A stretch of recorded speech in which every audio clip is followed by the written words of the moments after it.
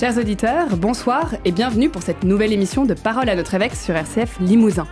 Je suis en présence de Monseigneur Pierre-Antoine Bozo, évêque de notre diocèse, qui est présent avec nous pour faire un retour sur l'actualité. Bonsoir Monseigneur. Bonsoir Marie-Flore. Alors Monseigneur, revenons un peu sur l'événement qui a marqué la fin du mois de mai avec une soirée exceptionnelle de levée de dons au profit d'associations limousines et qui a lieu mercredi dernier au Grand Théâtre de Limoges. Le diocèse était l'organisateur donc de cette soirée et elle a rassemblé environ 400 personnes qui sont venues soutenir 9 associations caritatives. 347 000 euros ont été récoltés, alors que l'objectif initial était de 200 000 euros. Comment vivez-vous ce succès ? Je suis heureuse pour toutes les associations qui ont contribué, qui ont postulé, parce qu'il y a eu un comité de sélection des projets. Et donc je suis très heureux pour ces associations, dont certaines sont vraiment des associations qui sont dans l'orbite de l'Église catholique, et puis d'autres complètement non confessionnelles, parce qu'ils se sont donné du mal pour préparer leur projet, sa présentation, avec des gens dont ce n'est pas le métier, donc il faut faire de la communication, ce qu'on appelle un petit pitch, donc une petite présentation synthétique du projet pour lequel on demande de l'aide et du soutien. Et donc je suis très heureux que cette initiative inédite en Limousin, sous cette forme-là, permette à la fois de mélanger les gens, les genres, les réseaux. Vous voyez, l'Église a plutôt tendance dans sa recherche de fonds, à s'adresser aux habituels donateurs, à la sortie des messes, la quête du dimanche, le denier de l'Église. Et là, elle a élargi son réseau en mettant en lien des gens impliqués dans les écoles catholiques, auprès des jeunes, dans la radio, voilà. Et puis aussi des associations qui sont complètement hors de l'orbite de l'Église. Et donc voilà, ce mélange est tout à fait, je trouve, propice. Enfin, c'est un lieu aussi, à mon avis, d'évangélisation. Il y a la question de la recherche de fonds qui est important. L'argent, c'est un peu le nerf de la guerre et on en a besoin. Et tous les projets qui ont postulé pour cette soirée et qui donc sont venus chercher des fonds le méritaient d'en récolter. Mais au-delà des ressources qui ont été procurées pour les associations, il y a aussi le très beau témoignage de beaucoup de créativité dans l'exercice de la charité, dans tous les domaines, que ce soit l'accueil des personnes demandeuses d'asile, qui vivent des moments difficiles et qui ont besoin d'être soutenues et encouragées, que ce soit les zones médicales, les déserts médicaux, enfin voilà, dans ces domaines aussi variés, voir comment certains se mettent au service des autres de manière très, très gratuite. Ça suscite de l'enthousiasme et ça ouvre les cœurs, voilà. Et du coup aussi un peu les porte-monnaies. Et puis après, il y a toute la question un peu plus un peu le principe de communication et de cette soirée qui maintenant est bien rodée en France. C'est un peu une soirée à l'américaine où on vient toucher le cœur des gens pour qu'ils soient généreux, mais finalement, ça sollicite le meilleur, je trouve, et ça permet de faire se rencontrer des gens très différents. Et donc, je suis très heureux de cet événement. Peut-être qu'il y en aura d'autres, je ne sais pas, mais en tout cas, c'était pour une première expérience, en effet, un moment très joyeux. Alors, le samedi suivant, vous avez eu la joie de confirmer les jeunes de l'enseignement catholique. Des jeunes étant nombreux, vous célébrerez de nouveau des confirmations samedi prochain. Et il est d'usage que chaque jeune vous rédige une petite lettre qui motive un petit peu, qui partage en fait leur motivation. Alors, sans trahir leur confidence, pouvez-vous nous dire ce qui motive les jeunes aujourd'hui à faire cette démarche et qui expliquerait probablement le nombre croissant de demandes de confirmation ? Oui, alors en plus des jeunes que je vais confirmer, il se trouve que dans ce printemps ou ce début d'été, là, je vais aussi confirmer des adultes. J'ai rencontré il y a quelques temps et puis je vais célébrer des confirmations d'adultes à Saint-Pierre-du-Queyroy, dans des paroisses aussi. Et donc, et à chaque fois, ils m'écrivent des lettres. Voilà, donc mes motivations sont un peu différentes chez les jeunes où c'est davantage, ça s'inscrit, les jeunes qui sont en 3e dans les écoles catholiques, ça s'inscrit dans la démarche de la pastorale, de la catéchèse, et donc ils suivent un peu le mouvement, j'allais dire. Quand ce sont des adultes, ce sont des démarches plus spontanées et plus libres, qui sont vraiment liées à leurs itinéraires, mais toujours est-il que l'ensemble de ces confirmants, quel que soit leur âge, m'écrivent une lettre en effet, pour demander à être confirmés, à laquelle, d'une certaine manière, je réponds en les appelant le jour de la confirmation par leur prénom. Et donc, ils disent « me voici », ils s'engagent dans leur liberté, mais c'est un appel de l'Église et c'est une réponse des jeunes ou des adultes qui sont confirmés. Et alors, dans ces lettres, Alors parfois, pour être bien honnête, hein, il y a des lettres qui sont un peu formelles. On sent des adolescents de 3e qui sont un peu obligés d'écrire à l'évêque et c'est quand même un peu le pain somme. Et donc ils font comme ils peuvent, ils restent très respectueux et puis ils disent des choses qui sont tout à fait sensées.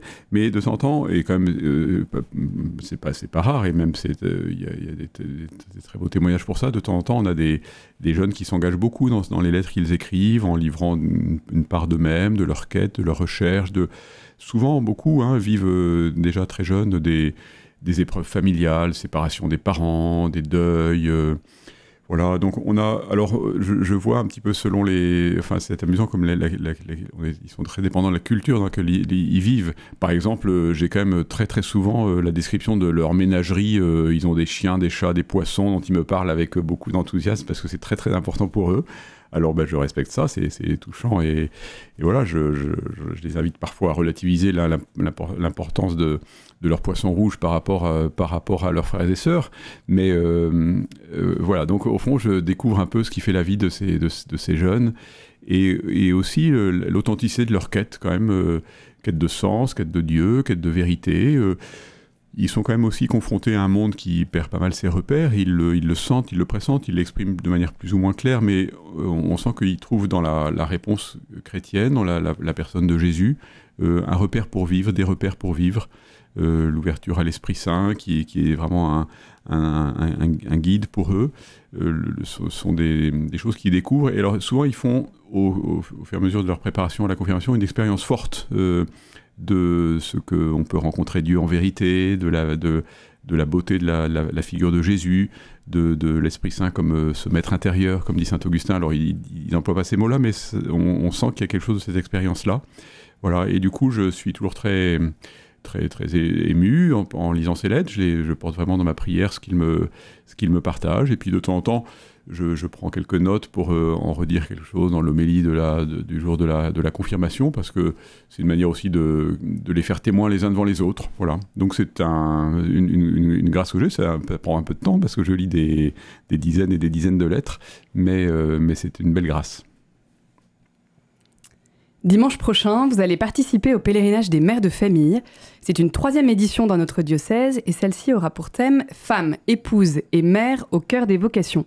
Comment définiriez-vous justement la vocation de la femme ? Alors j'aime bien cette expression que Jean-Paul II a employée dans sa lettre aux femmes de sentinelle de l'invisible. On sent que souvent dans le cœur des femmes, des mères, des épouses, il y a une foi profonde qui nourrit vraiment leur vocation féminine, leur vie de mère, d'épouse et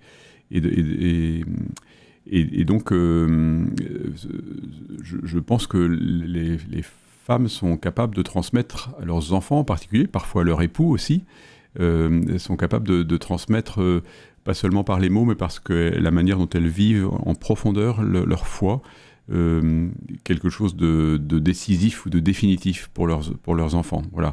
Une femme qui est vraiment engagée profondément dans sa foi, pour qui ses enfants, son mari sentent que la relation au Seigneur n'est pas un accessoire, mais est quelque chose d'essentiel, eh bien ça irrigue la famille, le foyer. Et donc il y a là quelque chose je pense, de la vocation de la femme, donc sentinelle de l'invisible, c'est-à-dire que vous voyez, là, il y a quelque chose dans le rapport masculin-féminin, le Christ et l'Église, voilà, quelque chose d'accueillant dans le cœur des femmes au mystère de Dieu, et en même temps quelque chose de diffusant, d'une transmission qui passe différemment par les femmes et par les hommes, et du coup les hommes c'est aussi la figure du prêtre, et la figure féminine c'est souvent la figure de la mère ou de l'épouse, et je pense qu'il y a là une très belle complémentarité dans la manière de vivre la relation à Dieu et de transmettre ce qui fait vivre. Lundi 10 juin, vous accueillerez le nonce apostolique pour assister ensemble à la commémoration du 80e anniversaire du massacre d'Oradour-sur-Glane. Cet événement nous rappelle que les chrétiens ont joué un rôle majeur dans la résistance. Pouvez-vous nous donner un peu le sens de cette commémoration ? Alors oui, c'est une commémoration à laquelle, pour ma part, j'assiste tous les ans depuis que je suis là, le 10 juin. On sent que c'est un moment marquant en Haute-Vienne pour la population locale, mais aussi ça fait partie vraiment, voilà, dans la Haute-Vienne, dans le Limousin, d'un événement dont la transmission est la mémoire est importante. Alors là, ce sera le 80e anniversaire. C'est la raison pour laquelle, en accord avec le président de l'association des familles des victimes et le maire d'Oradour, j'ai invité le nonce apostolique pour donner une dimension plus large à cette commémoration. Je crois que le sens, c'est de nous dire que ces atrocités qui se sont passées à Oradour, qui sont, vous voyez, une espèce de mal absolument inexplicable. On ne comprend pas, quand on regarde à distance, comment des hommes sensés ont pu commettre avec une rage incompréhensible de telles atrocités en supprimant de manière... c'est l'extinction d'un village délibéré d'une manière absolument atroce. Et donc, garder cette mémoire, c'est nous dire que malgré les apparences, l'homme est capable du pire et qu'il y a de la violence en lui et une forme de barbarie possible. Et donc, nous le rappeler, c'est nous en prémunir d'une certaine manière et nous apprendre à nous redire que nous sommes capables du mal. Voilà, et que il faut lutter pour le bien sans cesse. Voilà. Alors ça, c'est l'important de la mémoire qui, pour un chrétien, je pense, doit aller de pair avec le fait de ne pas figer avec cette mémoire une forme de haine, vous voyez, ou de rancœur ou de violence intérieure vis-à-vis de ses bourreaux. Ça s'est passé il y a 80 ans, les générations passent, donc il ne s'agit pas d'oublier, mais d'être capable de dépasser peu à peu par le pardon, par la réconciliation. Vous savez, à Oradour, c'était très très compliqué. D'abord, les relations avec les représentants du gouvernement ont été compliquées pendant très longtemps, et avec l'Allemagne aussi, les Allemands, avec les Alsaciens, et malgré nous qui ont été liés à ces massacres.